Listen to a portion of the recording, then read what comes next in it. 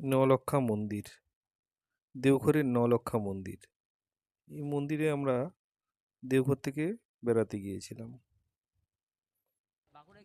এই আমার আমরা সবাই উঠছি এই মন্দিরে। মন্দিরটি খুব অদ্ভুত ভাস্কর্য এবং স্থাপত্যে ভরা। একটি পাথরের তৈরি এই স্থাপত্য।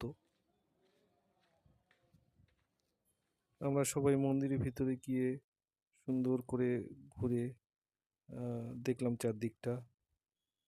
অদ্ভুত শান্তি এই মন্দিরে। মন্দিরের ভিতরে খুব ভালো ভালো কতগুলি ভাস্কর্য ছিল, যা পাথরে খোদাই করে তৈরি। আর মন্দিরের ভিতরটা সবাই বসে বিশ্রাম নিচ্ছিল। চারিদিকটা বড্ড বেশি গরম পড়েছিল সেদিন। খুব ভালো লাগলো। আপনারা কেউ যদি দেওঘর বেড়াতে যান, অবশ্যই দেওঘরের খুব কাছে এই মন্দিরটি, অবশ্যই আপনারা যাবেন। আমরাও খুব আনন্দ করেছি মন্দির ঘুরে। আমাদের স্মৃতিতে থেকে যাবে এই মন্দিরের সৌন্দর্য।